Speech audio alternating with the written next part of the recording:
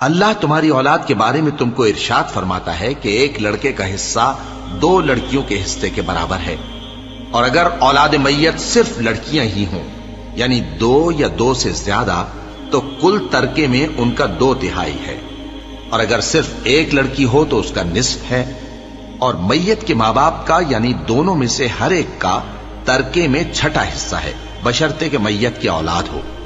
اور اگر اولاد نہ ہو اور صرف ماں باپ ہی اس کے وارث ہوں تو 1/3 ماں کا حصہ ہے، اور اگر میت کے بھائی بھی ہوں تو ماں کا 6واں حصہ ہوگا۔ اور یہ تقسیم ترکہ میت کی وصیت کی تعمیل کے بعد جو اس نے کی ہو یا قرض کے ادا ہونے کے بعد جو اس کے ذمے ہو عمل میں آئے گی۔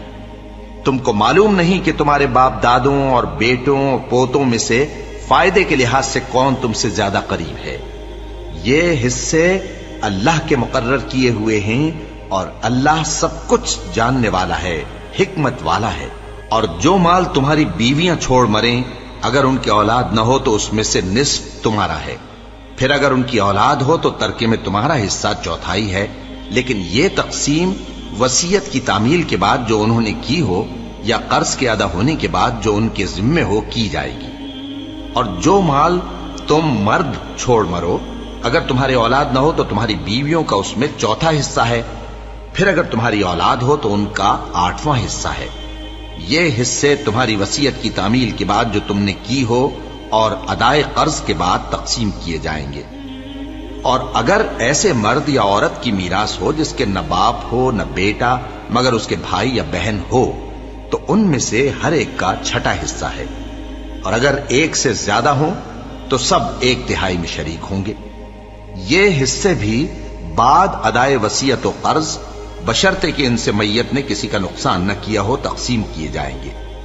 یہ اللہ کا فرمان ہے، اور اللہ نہایت علم والا ہے، بردبار ہے۔ یہ تمام احکام اللہ کی حدیں ہیں، اور جو شخص اللہ اور اس کے پیغمبر کی فرما برداری کرے گا اللہ اس کو بہشتوں میں داخل کرے گا جن میں نہریں بہ رہی ہیں، وہ ان میں ہمیشہ رہیں گے، اور یہ بڑی کامیابی ہے۔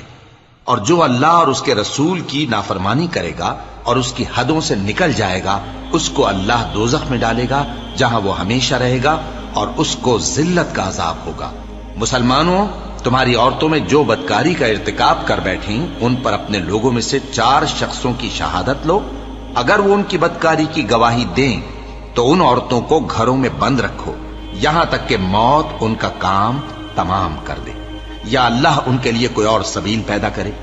اور جو 2 مرد تم میں سے بدکاری کریں تو ان کو ایذا دو، پھر اگر وہ توبہ کر لیں اور نیکوکار ہو جائیں تو ان کا پیچھا چھوڑ دو، بے شک اللہ توبہ قبول کرنے والا ہے، مہربان ہے۔